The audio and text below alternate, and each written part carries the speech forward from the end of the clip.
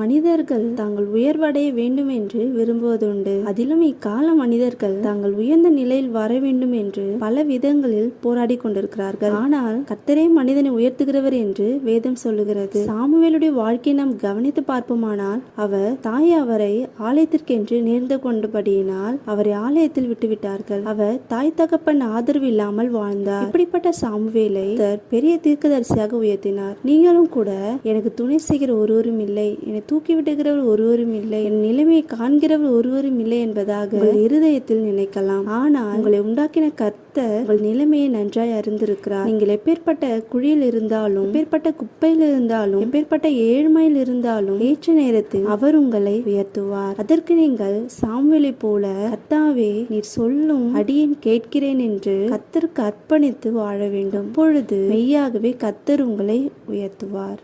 ஆமேன்.